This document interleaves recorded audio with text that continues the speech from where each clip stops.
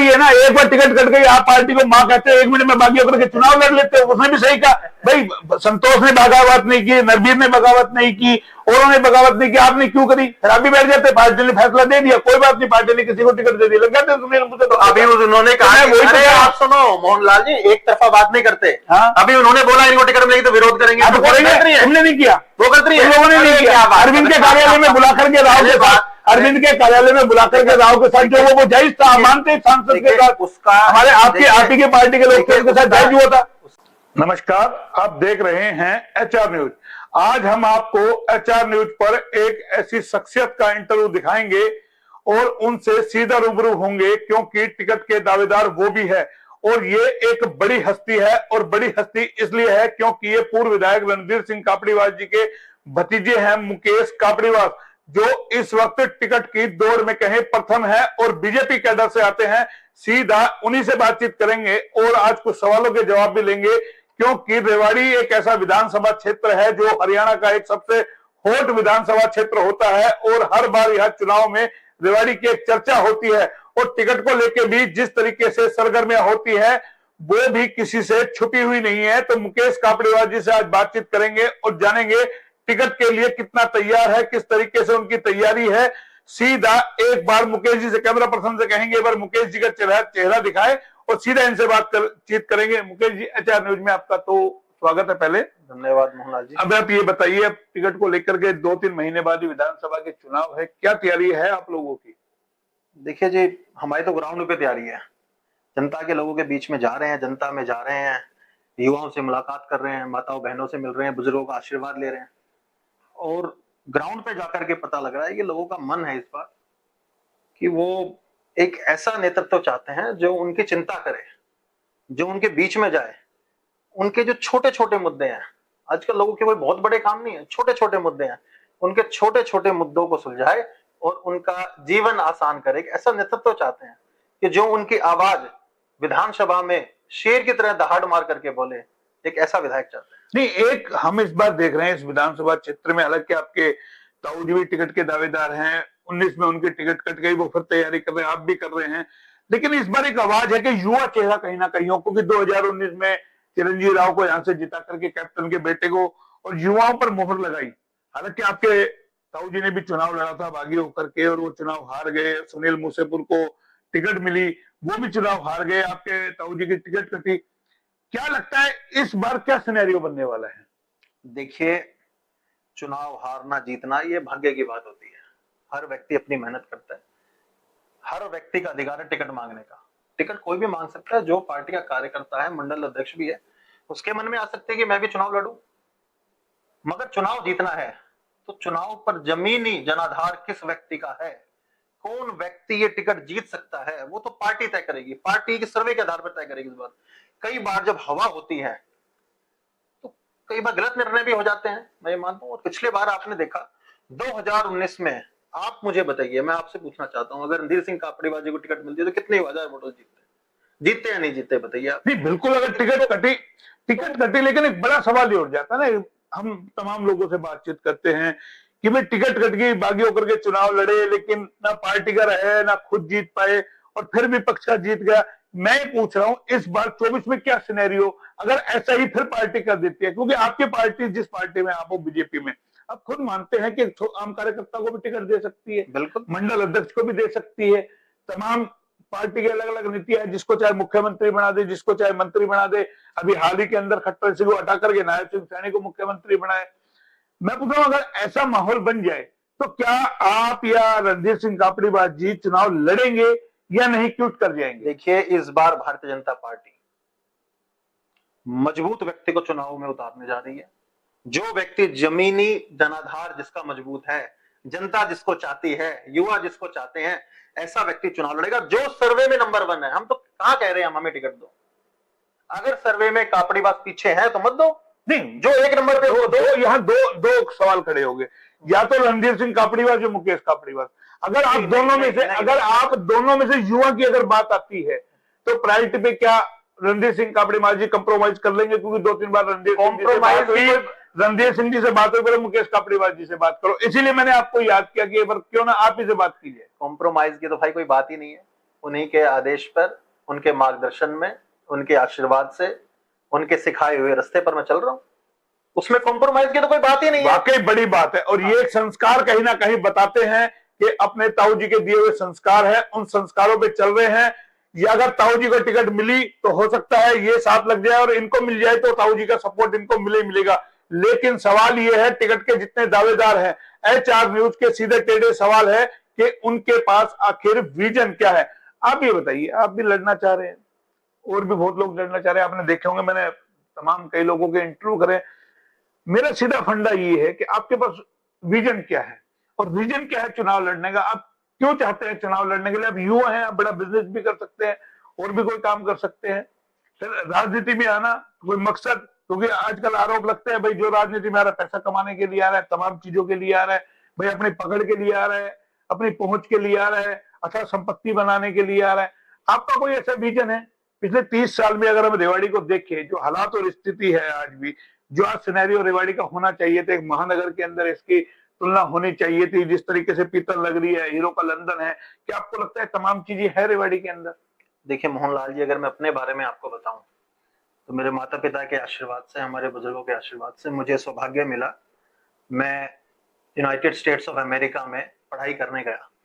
जब मैं वहां से लौटा वापस, तो वहां पर भी मुझे एक बहुत अच्छा ऑफर था। मैं करोड़ों कमाने राजनीति में नहीं आया, करोड़ों छोड़ करके राजनीति में आया हूं। और अगर मेरा आप पारिवारिक पृष्ठभूमि देखेंगे तो 1988 से मेरा परिवार व्यापार में है। आज तक कोई व्यक्ति एक ये बता दे कि किसी से 1 रुपए की चीटिंग की हो, किसी से कहीं धोखा दिया हो। राजनीतिक जीवन में कुछ छुपके नहीं रहता। आज जनता से पूछो ना, हमने 30 साल राजनीति में की, 5 रुपए का दाग कोई व्यक्ति अगर लगा देता है, दिखा देता है, तो हम राजनीति छोड़ देंगे। ये दावे से कह रहे हैं? नहीं, मैं तो अब दाग की बात ही नहीं कर रहा। काफी बात तो वैसे ही बेदाग छवि की है। 5 साल रहे हैं, खुद मैंने रिपोर्टिंग करी है। 2019 में मैंने काम किया, 2014 में मैंने काम किया, मेरे कार्यकाल में वो प्रधान विधायक रहे हैं। मैं उसकी तो बात ही नहीं कर रहा। हाँ, मैंने तो आपसे सवाल किया कि आपके पास रेवाड़ी का विजन क्या है। मैं मुद्दे गिना देता हूं आपको, मैं मुद्दे गिना देता हूं। रेवाड़ी में ट्रैफिक व्यवस्था की बड़ी समस्या है। सर्कुलर रोड आपका है, बहुत कंजेस्टेड है। गलियां छोटी छोटी है। अगर 30 साल 40 साल पहले की हम बात करें, लोगों के पास गाड़ियां नहीं थी, आज हर घर में गाड़ी है। हॉस्पिटल की रेवाड़ी में इतनी समस्या है कि अगर सर्कुलर रोड पे जितने सारे हॉस्पिटल है, उनके लिए आप लोगों के पास क्या विजन है? स्कूल है, बैंक है, उनके लिए आप लोगों के पास क्या विजन है? कोई आपके पास रोड मैप है? बिल्कुल रोड मैप है। आपने बहुत अच्छा सवाल पूछा है। मैं आजकल डिबेट्स देख रहा हूं कि उस नेता ने फलाना ने ये कहा, उसने ये कहा। हमारी डिबेट में ये मुद्दे उठ रहे हैं। विजन पर बात होनी चाहिए। विजन ये है, देखिए रेवाड़ी जो शहर है, पौराणिक शहर है, बहुत पुराना शहर है, महाभारत कालीन है। जब शहर बड़ा होता है तो डिमांड बदलती है। कभी कोई समय था कि सर्कुलर रोड बड़ा खुला रहता था, आज सर्कुलर रोड बड़ा कंजेस्टेड है। आज आप देखिए जो हमारा ये बाईपास है, शहर के जो अभय सिंह चौक और अपना पोस्टवाल चौक, ये वाला बाईपास है, अब ये भी धीरे धीरे कंजेस्टेड हो गया है। तो अब इसलिए नया एक आउटर बाईपास निकाला है। आप पूछिए वो दूरदृष्टि किसकी थी? वो आउटर बाईपास जो कोई एक व्यक्ति जिसको बनीपुर चौक से नारोल रोड पर जोड़ना चाह रहे थे, विधायक रणधीर सिंह कापड़ीवास जी ही थे। उन्होंने कहा नहीं, इसको NH 71 से जोड़ो, रेवाड़ी का आउटर बाईपास बनाओ। बनीपुर चौक से निकलेगा तो रेवाड़ी को क्या फायदा होगा उसका? आप बताइए क्या फायदा होता? इसीलिए डबल फाटक अंडरपास, 50,000 आबादी हमारी शहर की 6 वार्ड डबल फाटक के पीछे थे। अगर कोई महिला उसकी आवाज उठाई है रणधीर सिंह जी ने, उठाई और बनवाया, बिल्कुल बनवाया। और आज आप सारी चीजें छोड़ दीजिए, जो वहां लोग रह रहे हैं आप उनसे पूछ के आइए, आज 5 मिनट में शहर के अंदर है, 5 मिनट में शहर के बाहर है। पहले 2-2 घंटे लगते थे। ऐसी अनेक घटनाएं हुई हैं, जो गर्भवती महिलाएं जाती हुई फाटक पे रुक जाती थी और एम्बुलेंस में उनकी मौत हुई है। मैं मान रहा हूं इस बात को। और हॉस्पिटल में आपने जो फ्लाईओवर बनाया है, बिल्कुल मैं मान रहा हूं इस बात को, ब्रिज बनाया है। लेकिन मैं अब आगे की योजना आगे की बता रहा हूं, जो आपने किया। ठीक है, आपके ताऊ जी मैं बात आगे बता रहा हूं। जो शहर के चौक हैं उनका चौड़ीकरण होना चाहिए। जैसे मान लीजिए आप कहीं किसी की दुकानें आ रही, किसी का घर आ रहा है, जितना मुआवजा, सबसे बड़ी समस्या नाई वाली चौक, मैं आपको वही बता रहा हूं। जितने चौक हैं सबका चौड़ीकरण होना चाहिए, उसका सौंदर्यीकरण होना चाहिए। कैसे होगा? अब मान लीजिए मेरी दुकान है, अब मेरे को दिक्कत होगी अगर कोई दुकान हटवाएगा, तो उस व्यक्ति को कहीं ना कहीं हम शिफ्ट करें। सरकार की जमीनें बहुत हैं प्राइम लोकेशंस पे, उनका बात करें, उनको 2 ऑप्शन रखें, भाई या तो आप इस जगह ले लो, इससे थोड़ी ज्यादा जगह ले लो, या आप इसका जो मुआवजा बोले उससे डबल दो। सरकार हजारों करोड़ रुपए वैसे तो दे रही है, क्यों ना हमारे व्यापारी भाई वो समझेंगे, क्योंकि सबके लिए फायदा है। जब शहर चौड़ा होगा, आज युवा है, आज युवाओं के लिए नौकरी की व्यवस्था, हमारा इंडस्ट्रियल एरिया है, क्यों ना इंडस्ट्रियल जितने मालिक हैं उनको बुलाया जाए, उनके साथ बैठा जाए। हमारे जो और प्रतिनिधि हैं, जो चुनाव हार जाता है, ऐसा नहीं कि वो नेता नहीं है, जो भी कैंडिडेट, चाहे वो 10 कैंडिडेट लड़े, सबको बुलाओ, जो जीता है उसकी जिम्मेवारी बनती है, सभी कैंडिडेट्स को बुलाए, बैठो, आप सब भाई हो। हमारी राजनीति में एक मतभेद है, मनभेद थोड़ी है।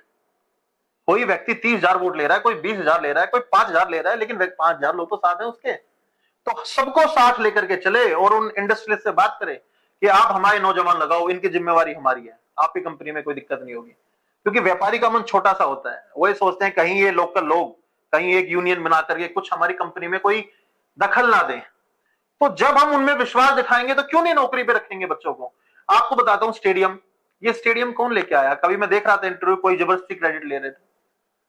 ये स्टेडियम रघु यादव जी जिस समय थे अपने प्रयास से लेके आए थे, राउतराम स्टेडियम। आज तक उस स्टेडियम में रबड़ मैट नहीं है, क्यों नहीं है? मैं अभी एक जगह गया, नौजवानों ने कहा कि भाई साहब रबड़ मैट तो है नहीं स्टेडियम में, कहां तैयारी कर रहे?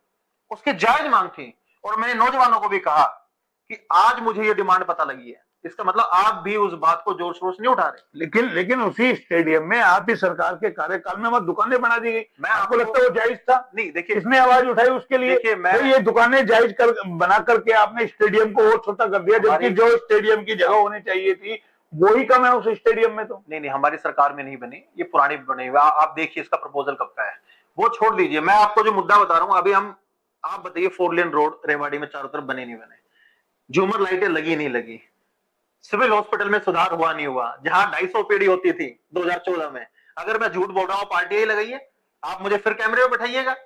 2019 में 2000 ओपीडी होने लगी। आपने झूमर की लाइट की बात करके बड़ा तार पे पैबंद वाला बात कर दिया आपने। बताओ, आपको मालूम है जिस तरीके के हालात, आप झूमर लाइट लगा देते हो, दोनों साइडों में कचड़े के ढेर है। दिल्ली रोड आप लोगों ने बनाया, सर्विस लाइन कहीं है नहीं। आपको पता है उस रोड पर कितने स्कूल है? दर्जन भर स्कूल है। स्कूलों की बसें कैसे निकलती है? अगर रोड मैप से बनता तो आपको नहीं लगता हमें 50 साल देखने की जरूरत नहीं होती? नहीं, ये अब आपकी वही बात। जहां नॉर्मल खंबा लगना था, खंबा कोई इतना तो नहीं, इतना बड़ा इतना चौड़ा लगा दिया कि उससे दिक्कत होगी। अरे रोड रेवाड़ी का जो एक दोनों तरफ नाले बनाए नहीं बनाए, सर्कुलर रोड बना नहीं बना, सर्कुलर रोड पर दोनोों तरफ लाइट लगी नहीं लगी, ये नालों में पानी जाता है बरसात का। आप वही तो कह रहा हूं मैं।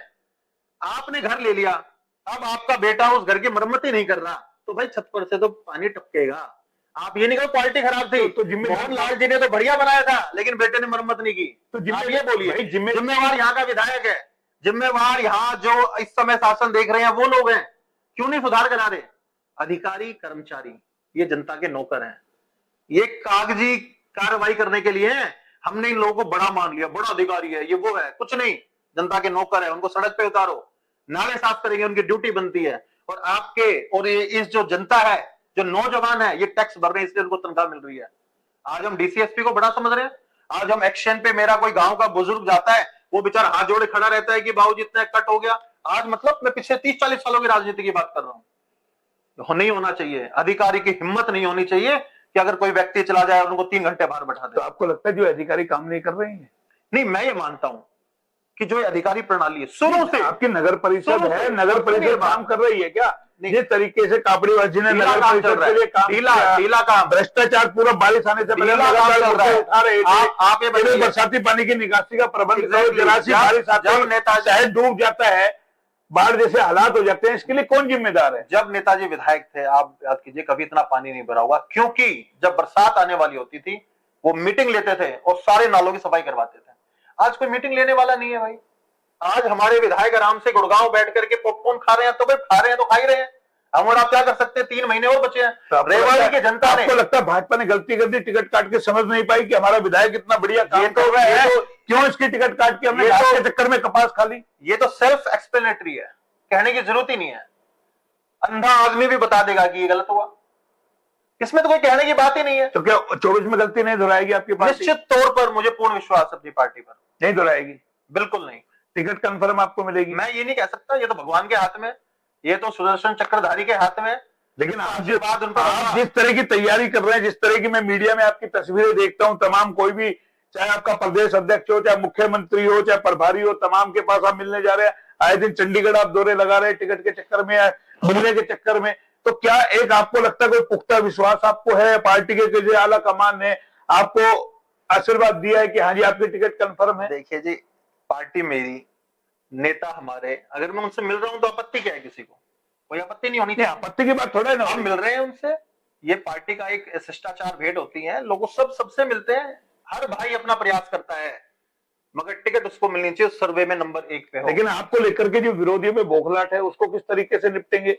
अगर इस बार जैसे पिछली बार 19 में सुनील मुसेफिर को टिकट मिल गई, कापड़ीवास जी की टिकट करके काफी विरोध हुआ अरविंद जी के कार्यालय में, देखा होगा आपने सांसद महोदय के साथ, उसका खामियाजा पार्टी को भुगतना पड़ा।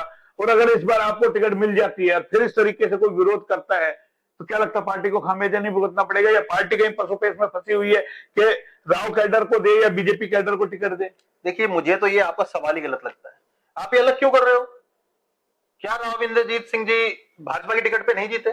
आप बता दो मुझे। जीते हैं, बिना टिकट पे जीत सकते थे? आप बोलो आप। नहीं, बिना टिकट के तो कोई भी नहीं जीत पा, नहीं जीत सकते ना। वही तो वही टिकट पर ही आधारित है ना। मोदी जी का नाम, पिछले 9 साल के मनोहर लाल जी के काम, जिससे हमारे यहाँ का नौजवान जिसको कोई दौड़ने नहीं देता था, उनको एक लेवल फील्ड दिया कि दौड़ो। आज जो बच्चा पढ़ रहा है वो नौकरी लग रहा है। मेरे ग्रुप सी में 400 बच्चे लग रहे हैं, हरियाणा पुलिस में 350 बच्चे रेवाड़ी जिले से लग रहे हैं। ऐतिहासिक काम किया है। आप जाइए ना, कैमरा उठाकर गांव में जाओ, आप पूछिए उनसे, क्या आपने किसी को 10 रुपया दिया नौकरी लगने के? आपको मालूम है आपके कितने कंप्यूटर ऑपरेटर प्रोफेशनल आज हो गया, तो उनके तो 8 महीने से तनख्वाह देने के लिए सरकार के पास है नहीं। देखिए, आज मौका है। आप कैसी बातें करते हैं? अगर आप सरकार का प्रचार करते हैं, आप सरकार का प्रचार करते, मुझे यही चुप जाता है। आप इतना गलती को गलती मानिए भाई, उनको आप 10 सालों में पक्का नहीं कर पाए, कितने कर्मचारी है वो? अगर उनको पक्का कर देते आप कौशल योजना के तहत लेकर के आते हैं उनको, क्यों भाई वो 15 साल उन्होंने कैरियर। अब आप सुनिए, मैंने उनसे आज मिला हूं, आप पूछ के ये फोन करके पूछे मिले हैं, वो भी आचार न्यूज में मुद्दा उठाया था कि पहुंचे नहीं, आपका काम है। विपक्ष के लोग आए, कोई नहीं आ रहे। प्रेस लोकतंत्र का चौथा स्तंभ है।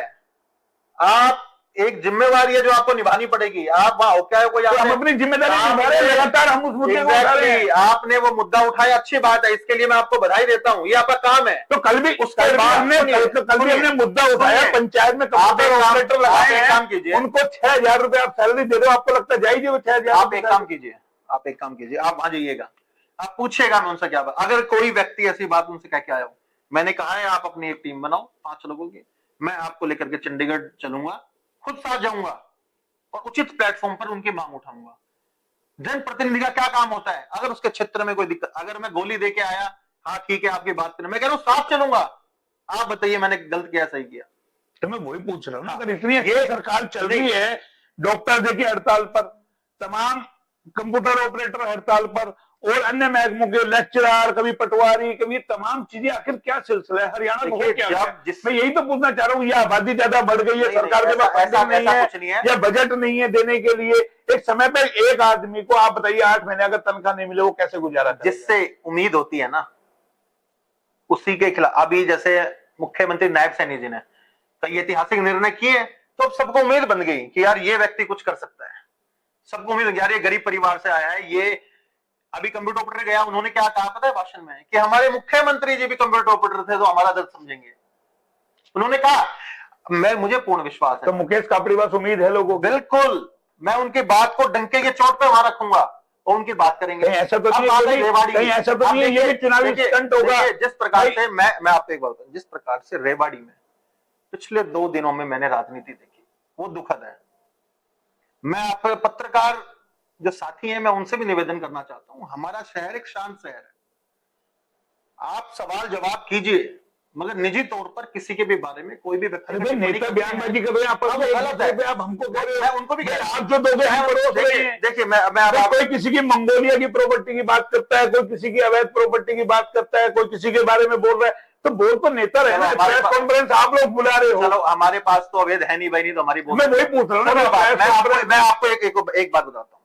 अभी मैंने कल, आपने मुझे भेजा सुबह कुछ भेजा कि एक व्यक्ति थे कि कापड़ीवास कुछ नहीं है, कापड़ीवास कुछ नहीं है, और उन्होंने 10 मिनट में 18 बार कापड़ीवास बोल दिया।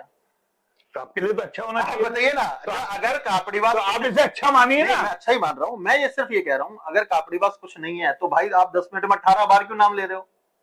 ये उनकी झटपटाहट। देखिए तो मैंने जानना चाहा, सुनिए, मैं जानता भी नहीं हूं हालांकि व्यक्ति कौन है, मैं निश्चित तौर पर उनको नहीं जानता।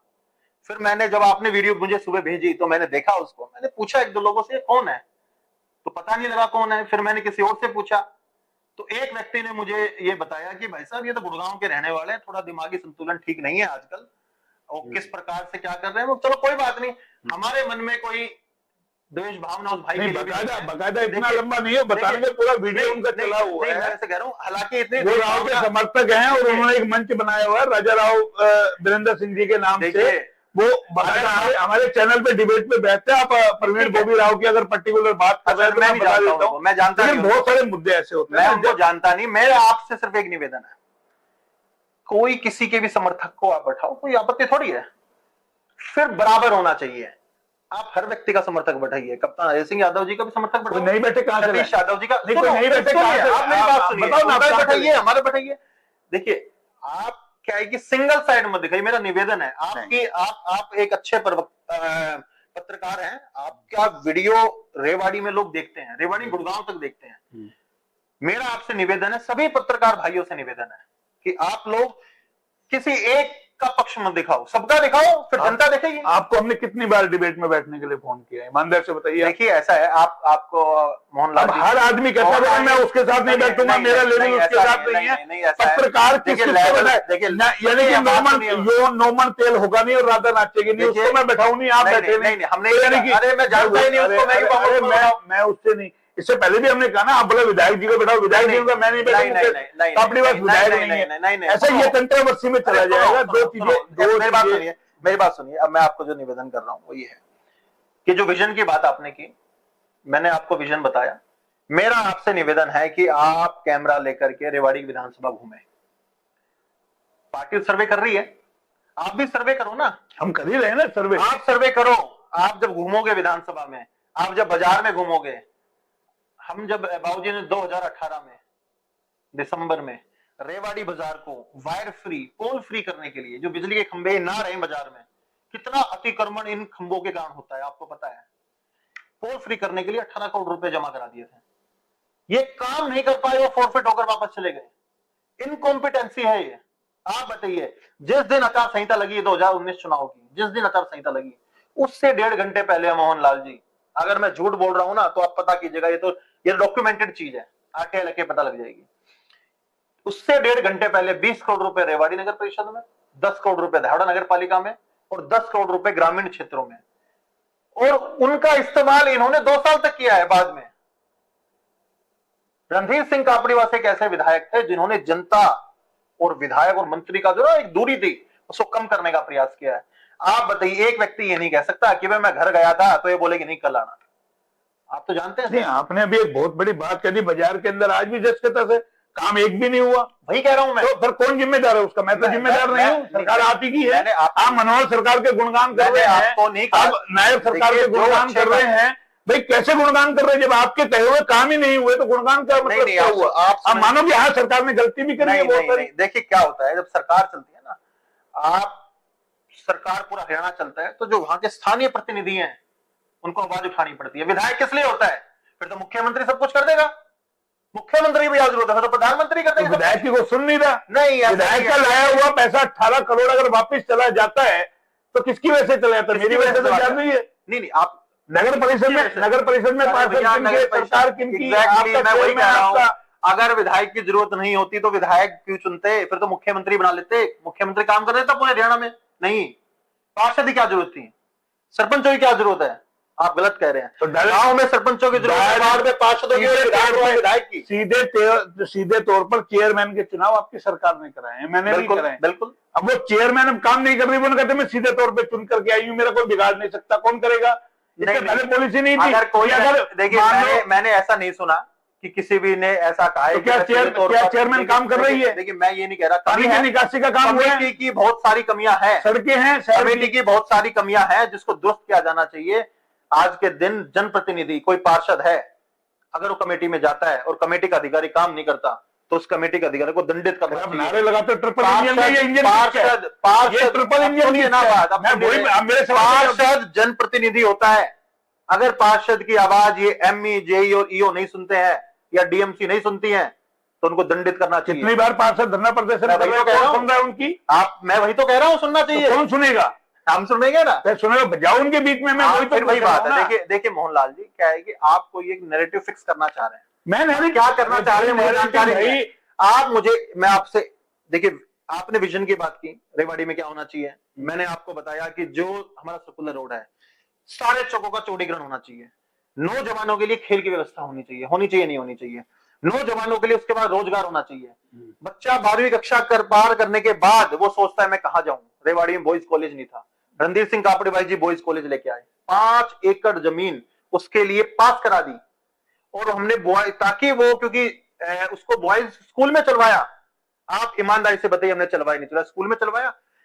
उस जमीन को वापस भेजने का काम किया उसके बाद, और आज भी वो स्कूल की बिल्डिंग में चल रहा है। हम मुख्यमंत्री महोदय से मिलकर के ये मांग रख करके आए हैं कि जो जमीन ये कन्या सेक्टर 4 वाली कन्या महाविद्यालय वाली जो हमने चलवाई थी, हमने, आप बताइए, हम सरकार के खिलाफ धरने बैठे नहीं, लेकिन उस बिल्डिंग की हालत क्या हो गई है? आप पहले बताइए, हमने उसको खाली कराया नहीं कराया? आंदोलन में मीडिया ने आपका साथ नहीं दिया? साथ हमने किया ना, सरकार के खिलाफ किया ना, अच्छा काम किया। उसके तारीफ की ना कापड़ीवास जी की, बिल्कुल आंदोलन की समय वही कह रहा हूं। अब उस बिल्डिंग में बॉयज कॉलेज चलना चाहिए, ये हमारी प्रमुखता से मांग है। कौन चलाएगा? कल मैं सुन रहा था विधायक जी कह रहे थे हमने सेक्टर 18 कॉलेज बनवाया।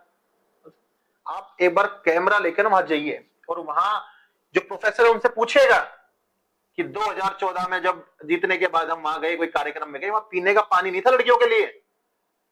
विधायक जी ने तुरंत आदेश दिए कि ये हमारी बेटियां चक्कर खा खा के गिर रही हैं किसी कार्यक्रम में, या पीने का पानी तक सुविधा उपलब्ध नहीं है। पीने का पानी किसने कराया पूछेगा।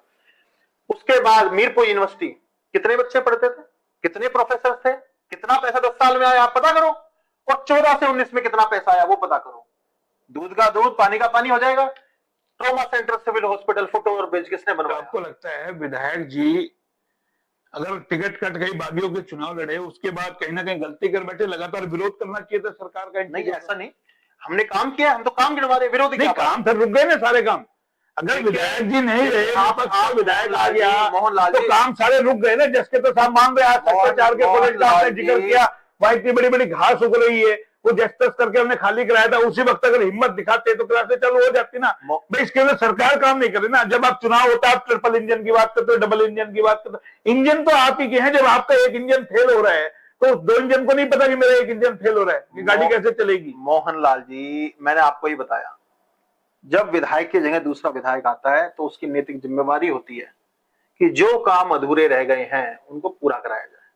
उसको कोई दिक्कत थोड़ी है, जनता चुनती है। तो विधायक और सांसद किराएदार है, मालिक नहीं है। मुकेश कापड़ीवास को अगर टिकट मिलती है तो तमाम एक लिस्ट है कि ये तमाम चीजें मेरे जहन में है या मैंने लिख के रख रखा है, विधायक बनते पहली कलम से तमाम काम होंगे। मैंने युवाओं से आग्रह किया है कि आप मुझे 60 दिन दो, मैं आपको 5 साल ऐसा रेवाड़ी बना करके दिखाऊंगा कि लोग कहेंगे कि रेवाड़ी में काम हुआ है। आप मुझे बताइए, 5 साल दो, 5 साल में तमाम 60 दिन के अंदर ये सारे काम हो जाएंगे ऐसे कह रहे। लेकिन अभी 2-3 सवाल और बच रहे हैं कि हम आपको ये वीडियो अंत तक दिखाएंगे, थोड़ा बड़ा भले ही बन जाए, क्योंकि अभी बहुत सारे सवाल है। और कहें मुकेश कापड़ीवास जी टिकट के एक ऐसे दावेदार हैं जिन्होंने कहे कि बाकी उम्मीदवारों के पसीने छुड़ा रखे हैं, क्योंकि कई बेनिफिट इनके साथ हैं। एक तो खुद ये पार्टी के अंदर है, प्रवक्ता इनको बनाया हुआ है।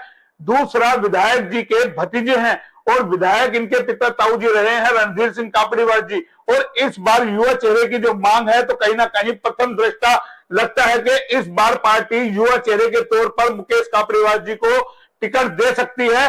और टिकट दे सकती है तो जाहिर है विधायक भी बन जाएंगे, क्योंकि इनके पास डबल वोट बैंक हो जाएगा, पार्टी का हो जाएगा, प्लस में इनके ताऊ जी का वोट बैंक हो जाएगा जो इनका निजी वोट बैंक है। ऐसे में इनसे सवाल जरूर बनते हैं। एक सवाल सबसे बड़ा ये आता है, परिवारवाद को लेकर के लगातार चर्चाएं चलती है। आपने एक इंटरव्यू में हमारे ऊपर भी एक निशाना साधा कि जी एक पत्रकार है, अपने बेटे को लेकर के चलते हैं। भाई पत्रकारों ने तो कभी ना कहा परिवारवाद। नहीं, मैंने कहा, मैंने आपके बारे में कहा नहीं। अब आप नहीं, मैं अच्छा भाई साहब, ये ना, यही आप गलतफहमी है। मैं न्यूज़ 24 जो बहुत सारे चैनल है, बहुत सारे बात कर रहा था। लेकिन मैं उसको क्रॉस क्वेश्चन करूंगा। ये परिवारवाद की बात तो हम मीडिया तो नहीं करते, आप क्या मोदी जी करते हैं? आपकी पार्टी करती है। क्यों करती है आपकी पार्टी? जब अगर आप लड़ रहे हैं, परिवारवाद नहीं है, तो आपकी पार्टी क्यों करती है? परिवारवाद की क्या परिभाषा है मोहनलाल? नहीं, आप बताओ ना क्या है भाई? परिभाषा मैं डॉक्टर, मेरा बेटा डॉक्टर, मैं पत्रकार, मेरा बेटा पत्रकार, मैं व्यापारी, मेरा बेटा व्यापारी। अगर नेता का बेटा, नेता का परिवार का अगर परिवार व्यापार राजनीति में आ जाए तो दिक्कत क्या है? क्या दिक्कत फिर आपकी पार्टी के नेताओं को क्यों दिक्कत है? आप समझिए, मोदी जी ने स्पष्ट तौर पर संसद में कहा है, जो परिवार पार्टियां चलाते हैं, जो एक ही परिवार के कई कई लोग, आप मुझे बताइए परिवारवाद क्या है? मैंने आपको पहले बताया था, आप फिर बताता हूं। कप्तान साहब लोकसभा लड़े, विधानसभा चिरंजीव राव लड़े, नगर परिषद चेयरमैन उनकी भाभी लड़ी, उसी समय सरपंच उन्हीं की भाभी थी एक, और गांव के लंबड़दार शायद वही है। ये परिवारवाद नहीं है। अगर मेरा संस्थान बड़ा हो जाएगा, मेरा पूरे हिंदुस्तान में चैनल चलेगा, और मेरे अगर 4 छोरे हैं, एक को हरियाणा स्टेट दिया जाएगा, एक को यूपी दिया जाएगा। अगर आपकी कंपनी बड़ी होगी, उसमें 4 जीएम बनेंगे, तो आप ही के परिवार के बनेंगे, उसमें कोई नहीं है। फिर कैसे मोदी जी कह रहे हैं? चलो आप कैसे मोदी जी कह रहे थे? फिर मोदी जी की बात पर क्यों एग्री करते हैं? नहीं, फिर आपने राजनाथ के बेटे को टिकट क्यों दी? बाकी के बेटों को आप क्यों देते हैं? अब ये यही तो चीजें मैं कहता हूं कि आप पार्टी की हाँ बनते हैं।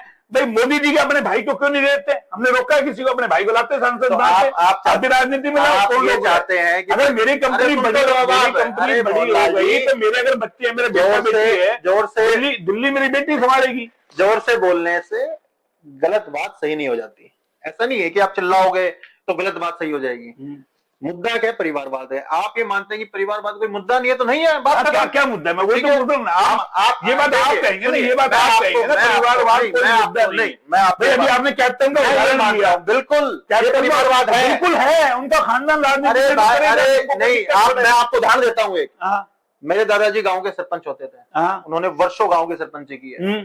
जब नेताजी विधानसभा चुनाव लड़ने लगे, तो उन्होंने कहा कि अब हम गांव की राजनीति नहीं करेंगे, स्वयं इच्छा से। और आज अगर मैं चुनाव लड़ता हूं तो नेताजी चुनाव नहीं लड़ेंगे, राजनीति छोड़ देंगे, चुनावी राजनीति छोड़ देंगे, जनता से, लोगों से मिलना चालू रहेगा। ये होता है दृष्टिकोण। ये होता है किसी और को भी। ऐसा नहीं है कि सांसद भी, विधायक भी, लंबरदार भी, सरपंच भी। 2 चीजें होती है इसके अंदर, 2 चीजें होती है ना। आपका मन नहीं है, अगर मैं बैंगन नहीं खाऊं तो जरूरी कोई दूसरा बैंगन नहीं खाएगा, ये चीजें नहीं है ना। आप इस चीज का गलत कोड कर रहे हो। आपकी अपनी मन से। राव इंद्रजीत कह रहे हैं मैं उम्र के अंतिम पड़ाव में, मैं आगे चुनाव नहीं लड़ूंगा, मेरी बेटी लड़ेगी, तो इसमें गलत क्या है भाई? राजनीति वो चीजें अलग है। लेकिन मेरा मतलब ये है कि आप किसी पे लांछन लगाते हो, किसी को कहते हो भाई ये परिवारवाद है, तो परिवारवाद होगा। परिवारवाद कोई होता नहीं, जिसके परिवार होगा वही परिवारवाद होगा। जिसके आगे आग नहीं पीछे आग नहीं, वो क्या करेगा? जिसके संस्कार, जिसका अंतिम संस्कार करने के लिए कोई नहीं है, वो क्या करेगा? जिसके मुखाग्नि देने को नहीं है, वो क्या करेगा? देखिए ऐसी चीजें परिवार के लोगों को चुभती है। मेरा बेटा है, मेरा बेटा क्यों नहीं करेगा? मेरा बेटा, मेरी बेटी क्यों नहीं मना कर रहे हैं? हमने मना ही नहीं। तो मैं वही कह रहा हूँ, हम नहीं करते। आपकी पार्टी के कहते हैं नहीं। आप लोग जब परिवारवाद का जिक्र करते हो, हम नहीं करते। आपने मतलब पार्टी के लोग करते बड़े बड़े भाषणों में परिवारवाद, कांग्रेस पे निशाना साधते। अरे चूहे का है, दिल खोदेगा। रेवाड़ी की जनता इस चीज में बिल्कुल इंटरेस्ट नहीं लेती। रेवाड़ी की जनता इस चीज में इंटरेस्ट लेती है कि क्या काम होगा 2024 के बाद। इसलिए हम आ जाते हैं अपने मुद्दे पर। बिल्कुल ये सवाल करना जरूरी था। दूसरा जो आपने विजन बताया मुझे तमाम के भी इस तरीके से होना चाहिए, इसके लिए कोई रोड मैप आपके पास है क्या? नया सेक्टर कटना चाहिए, इन डॉक्टरों को बाहर जाना चाहिए, ये तमाम जो चीजें दिक्कतें हैं, जो बड़े बड़े शोरूम है शहर से बाहर जाने चाहिए, उनके लिए कोई विजन है आपके पास? देखिए विजन तो बहुत है भाई। रेवाड़ी को पुरानी रेवाड़ी को नया करना चाहेंगे, बाहर से नया रेवाड़ी। भाई जैसे मुझसे हमने बात की, आप सवाल ही सवाल पूछते हैं, आप सुनते ही नहीं है, इसीलिए मैं बोल जाऊंगा पहला सवाल। आप पहले उसका सुनिए। हर चीज का जब शहर बड़ा होता है दिक्कत आती है, हमने जैसे बताया। अब ऐसा नहीं कर सकते आप इमीडिएटली कि हॉस्पिटल्स को सबको बाहर ले जाओ। डॉक्टर्स की करोड़ों रुपए की उनका तो जीवन भर की कमाई लगी हुई है, लेकिन उसकी एक व्यवस्था तो होनी चाहिए। हर जो बिल्डिंग अब के बाद से बने तो उसमें पार्किंग फैसिलिटी वहीं पे होनी चाहिए, अंदर होनी चाहिए, नहीं होनी चाहिए, ताकि वो सड़क पे भागना। कोई बैंक है उसकी पार्किंग फैसिलिटी अंडरग्राउंड होनी चाहिए, ग्राउंड फ्लोर पे होनी चाहिए। अब जैसे मैं आपको बात बताता हूं, जैसे हमारा सेक्टर 4 मान लिया, ये सेक्टर 3 है, जब बने तो सरकार जो आकलन करती थी वो एक प्लॉट पर 5 या 8 लोगों का आकलन करती थी कि इतने लोग रहेंगे। लेकिन अब जब से स्कीम आई है G+4, यानी कि 4 परिवार अब रहेंगे, तो जिसमें सरकार ने आकलन 5 लोगों का किया था, आज वहां पर 20 से 25 लोग रह रहे हैं। तो जो सीवरेज फैसिलिटी, जो वाटर सप्लाई की पानी की पाइप थी, वो तो उसी कैपेसिटी के हिसाब से है ना। तो इसीलिए निरंतर जब शहर बड़े होते हैं तो उनकी समस्याएं अलग हो जाती है। आज गुड़गांव की समस्या अलग है, रेवाड़ी की अलग है, और आप धारुड़ा में जाएंगे तो धारुड़ा की बिल्कुल अलग समस्या है। धारुड़ा में कॉलोनी ज्यादा है।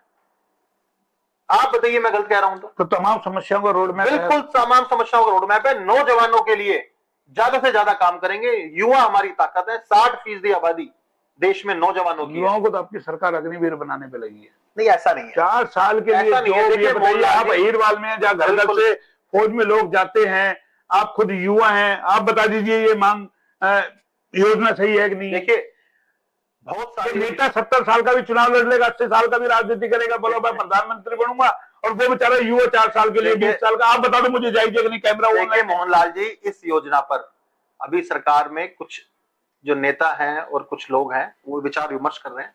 इसमें कुछ बदलाव की, आपको भी पता लगा होगी, कुछ बदलाव की तैयारी चल रही है। जब कोई योजना बनती है वो फुल प्रूफ योजना आप उसको नहीं कह सकते, कुछ कमियां रह जाती है।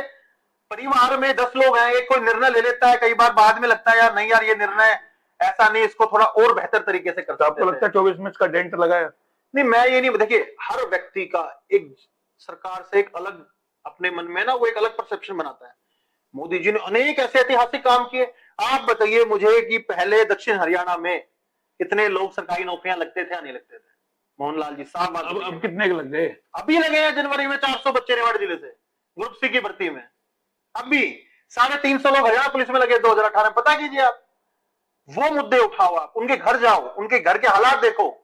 ऐसे घर में किसी को 5,000 रुपए नहीं दे सकते। लेकिन 10 साल में कितनी नौकरी सरकार ने दे दी होगी? आप चेक करो ना, आप बताओ ना मुझे। यही तो पत्रकार मुझे नहीं करना ना, मुझे आप बता दो ना। आप नहीं करना, आप बता दोगे, आप बता दो, मैं तहकीकात कर लूंगा। कांग्रेस राज में जिन नौकरियों की खुली बोलियां लगती थी 10-10, 15-15, 20-20 लाख रुपए की, आज वो बच्चे फ्री में लग रहे हैं। दक्षिण हरियाणा में मोदी जी के नाम पर और मनोहर लाल जी के काम पर और नायब सैनी जी के व्यवहार में आप देखिए, रात को 12 बजे कोई सीएम मिलता था? पहले सीएम हाउस के दरवाजे खुले हैं, कोई मिलता था 12 बजे? देखिए जो सही बात आप उसको मानिए, 12 बजे कोई सीएम नहीं मिलता था, लेकिन आज वो मिल रहे हैं।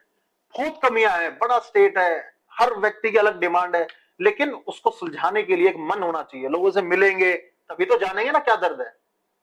तो मिल रहे हो लोगों से? बिल्कुल 100% निश्चित तौर पर भारतीय जनता पार्टी की तीसरी सरकार बनेगी। तीसरी बार सरकार बनेगी, ये कहना है मुकेश कापड़ीवास जी का। टिकट के दावेदार हैं और हम उम्मीद करते हैं इस बार इनको टिकट मिल जाए, ताकि जो विजन और रीजन इनका है वो एक बार रेवाड़ी की जनता के सामने आ जाए।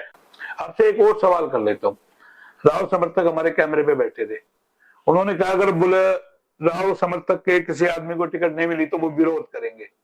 और अभी हाल ही के अंदर राव साहब ने जब चुनाव लड़ा तो ये मामला सामने आया कि कोई भी बीजेपी का कैडर का राव के समर्थन में चुनाव प्रचार में नहीं निकला। क्या लगता है ये टसल नुकसान करेगी? हाँ, चुनाव में नहीं निकला। हर व्यक्ति ने मेहनत की है। मेरे गांव में जीते हैं, मेरे आसपास गांव में जीते हैं, हमारे जितने पार्षद थे उनके वार्ड से जीते हैं। मोदी जी के नाम पर हमने वोट दिया, सब कमल के वोट दिया। चुनाव प्रचार में जिस तरीके से आप जिस व्यक्ति की बात कर रहे हैं, अब कौन है वो व्यक्ति, कहां से है, रेवाड़ी के रहने वाले भी है नहीं है मैं तो जानता नहीं, लेकिन मैंने वो जब आपने वो वीडियो भेजा तो मैंने सुना। वो तो कह रहे हैं कि सतीश यादव ये है, अरविंद यादव जी है। ये बहुत ही बचकानी बात। सतीश यादव जी बार काउंसिल के अध्यक्ष रहे हैं 2 बार, जिला पार्षद रहे हैं, जिला प्रमुख रहे हैं। अरविंद यादव जी चेयरमैन रहे हैं 2 बार। इतनी छोटी बात, उनका अपना वजूद है। आप सबको एक लाठी से हाकोगे, ये गलत बात है। हर व्यक्ति का अपना सम्मान है, हर व्यक्ति का अपना वजूद है। किसी के कहने से कुछ नहीं होता। आज तो कोई भी व्यक्ति कुछ भी बोल लेता है। अब अगर दिमागी संतुलन ठीक नहीं है किसी व्यक्ति का, तो मेरा निवेदन आपसे भी है कि इनको नहीं बैठाना चाहिए डिबेट पे। किसी भी व्यक्ति की गरिमा कम नहीं होनी चाहिए। इसमें डिबेट से दिमागी संतुलन का कहाँ जिक्र है? क्योंकि ये गलत बात। ऐसा नहीं है जब हम चर्चा कर रहे हैं, मान लो आप कोई बात बोल दो, सामने वाला कहेगी इसका दिमागी संतुलन, आप फिर सवाल फिर खड़े हो जाएंगे, फिर आपको वीडियो लंबा हो गया। भाई चक्कर ये ना, एक बार टिकट कट गई, आप पार्टी को मां कहते हैं 1 मिनट में बागी होकर के चुनाव लड़ लेते हो। उसने भी सही कहा भाई, संतोष ने बगावत नहीं की, नरबीर ने बगावत नहीं की, औरों ने बगावत नहीं की, आपने क्यों करी? फिर आप भी बैठ जाते। पार्टी ने फैसला दे दिया, कोई बात नहीं, पार्टी ने किसी को टिकट दे दी, लग जाते मुझे। तो अभी उन्होंने कहा, अरे आप सुनो मोहनलाल जी, एक तरफा बात नहीं करते। अभी उन्होंने बोला इनको टिकट मिलेगी तो विरोध करेंगे। तुमने नहीं किया, वो करती है, लोगों ने नहीं किया। अरविंद के कार्यालय में बुला करके राहुल के साथ अरविंद के कार्यालय में बुला करके राव के साथ जो वो जायज था, मानते सांसद के साथ उसका हमारे आपकी की पार्टी के लोग थे उनके साथ जायज हुआ था। उसका जवाब डॉक्टर अरविंद यादव जी देंगे। उस समय हम तो अपने चुनाव में व्यस्त थे भाई, हमें तो जानकारी नहीं है क्या हुआ क्या नहीं हुआ। उसका जवाब तो डॉक्टर अरविंद यादव जी देंगे। लेकिन मेरा ये मानना है डॉक्टर अरविंद यादव जी, सतीश यादव जी, अगर ये वरिष्ठ व्यक्ति हैं, तो आपके साथ गलत हो तो आपके समर्थक बर्दाश्त कर लेंगे। आपके समर्थकों ने बर्दाश्त किया, आपकी टिकट कटना नहीं किया ना, उन्होंने भी कहा ना कपड़ेबाजी आप चुनाव लड़ो, तो हम तो मना कर तो फिर वही चीज वहां है। तो उनके समर्थक कह रहे हैं कि अगर इनको मिलेगा तो अब क्या हम विरोध करेंगे, कभी छुरी खरबूजे में, कभी खरबूजे छुरी में। देखिए ऐसा है, आप जिनकी बात कर रहे हैं उनका कितना है पता नहीं, 3 4 5 वोट उनके पास है भी नहीं है, क्या है मैं नहीं जानता।